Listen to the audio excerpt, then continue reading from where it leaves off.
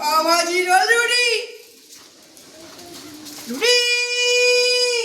এই মনিকা, এই এদিকে আসো। হ্যাঁ যাচ্ছি। আচ্ছা এসো, তুমি ঘুরে আসো।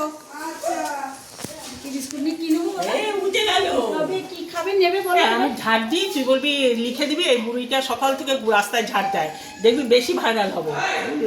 সেটাও তো একটা মহান কাজ। এটাই তো মহান কাজ। একটু আয় না, একটু আয়, আমাকে এটা মহান কাজ। পাওভাজি রোল রুটি বেকারি বিস্কিট কেক দাঁড়াও দাঁড়াও। বাতাসা নকুলদানা মিজরি।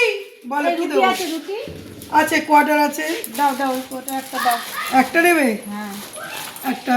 আর বেকারি কোনো বিস্কিট সন্দেশ? দেখো না, সন্দেশ না, একটা বিস্কুট দাও। কি বিস্কিট নেবে? এটা নেবে? হ্যাঁ। খুব টেস্ট। 25 টাকা। বন্ধুরা, এই যে একে দেখছেন, মনিকা, এ আমাদের পাড়ায় বহু বছর ধরে আসছে। এ ভাইরাল হয়ে গেছে এবং ভাইরাল হওয়ার কারণও আছে। এটা আপনারা সবাই দেখেছেন, অনেকে দেখেননি, তাদের জন্য আমি বলছি।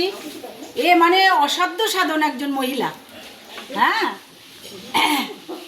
যাই হোক, আমি একটুকুনি বলছি, কেননা যেহেতু ও ভাইরাল হয়ে গেছে, ওর বাড়িতে ভাড়া ছিল, সেই ভাড়াতে দুটো বাচ্চা ফেলে রেখে চলে গেছিল। সেই বাচ্চার জননী এই যে, তিনটে। তার তিনজন সরি, আমরা অনেক দিন আগে শুনেছি, হঠাৎ করে একদিন দেখছি আমাদের মনিকা দেবী ভাইরাল হয়ে গেছে।